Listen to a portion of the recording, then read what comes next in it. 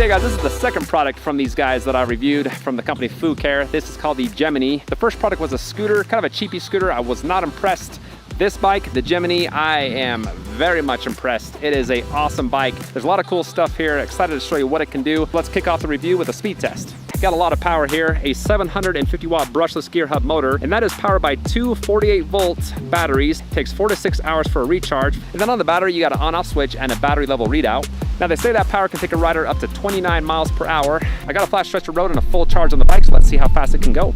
Okay, pedal assist 1, top speed of 8 miles an hour.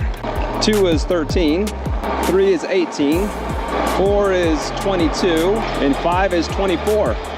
Gonna turn around and do the throttle now. All right, with the throttle, that's a top speed of 28 miles per hour. Gonna show you how long it takes to get to 20 miles per hour on both pedal assist level 5 and straight throttle.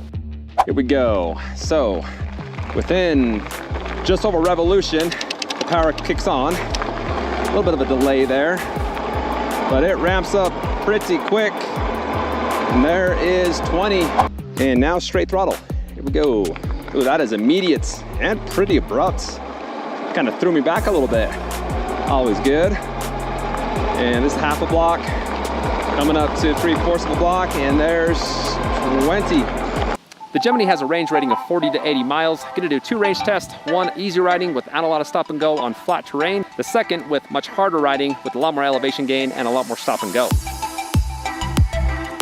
Okay guys, I'm on the race test, so let me tell you about the bike. Normally these step-through bikes don't have the best balance because you don't have 2 bars connecting the front to the back of the bike. But for this one, I can actually ride without hands really easy. It's one of the best step-through bikes for balance that I reviewed. I've got this close to 40 miles per hour coming down a hill. The road was quite bumpy, so I didn't dare go faster than that. But if you like to go fast, it can handle those higher speeds, 35 miles per hour plus, very well. They've also got the dual batteries, so there's weight towards the front and the rear of the bike. When you're lifting up or when you're climbing on these style of bikes, it's very easy to pop up the front wheel. You don't have that with this. That front battery adds weight to the front of the bike and gives it a nice balance. I like the balance too when standing up. It's very stable when I'm higher up like this. I also like the way this handles. It's actually really fun to drive. It reminds me of a moped style type of a bike. The noise is a little bit louder than your typical bike, so I'm just coasting now. I'll just let you listen to it. This is on speed mode 5 on flat road.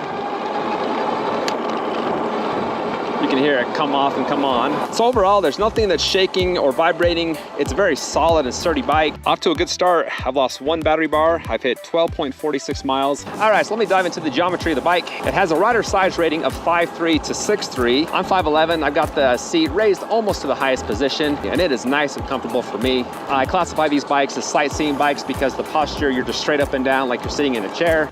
Okay, 2 battery bars gone, and I've hit 22.70 miles.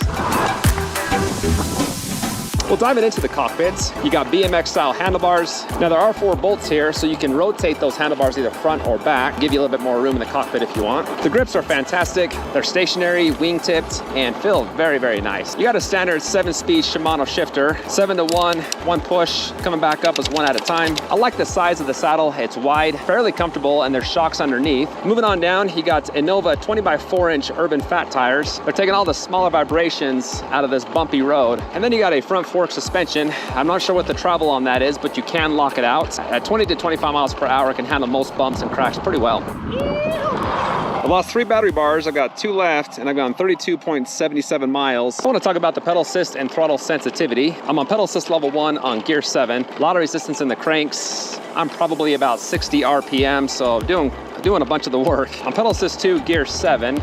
I'm just below my cadence, probably around 63, 64. On pedal assist 3, gear 7, I'm at my cadence of 70 RPM. The bike has completely taken over. I feel 0 resistance in the cranks. On pedal assist level 5, going about 20 miles per hour. If I stop pedaling, there's about a 1/4 of a second delay before the power cuts off.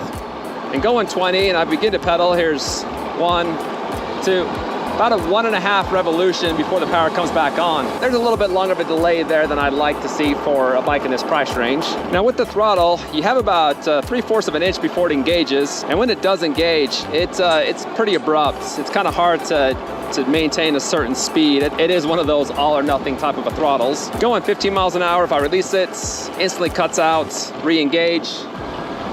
There's a slight delay before the power comes on, and when it does, it goes. It gets up and goes nice and fast.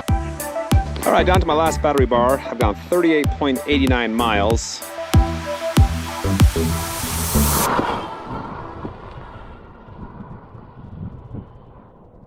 All right, the first range test is over, and oh, I'm in love with this bike.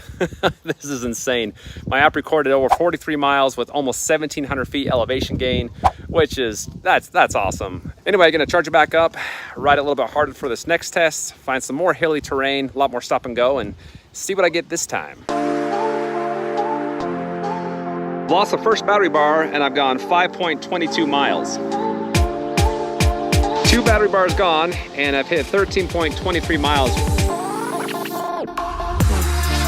3 battery bars gone, and I've hit 21.75 miles. Down to my last battery bar, and I've gone 25.80 miles. The second race test is over. My app recorded over 30 miles with just over 1,500 feet elevation gain. So riding the bike hard, lots of stop and go, some good elevation, 30 miles, that is awesome. The bike's got a hill rating of up to 30% grade, and the motor produces 80 Newton meters of torque. It's hill climbing time. I've got a full charge on the bike. This is about anywhere from 15 to 18% grade hill, and it's quite long. It's about a half a mile long.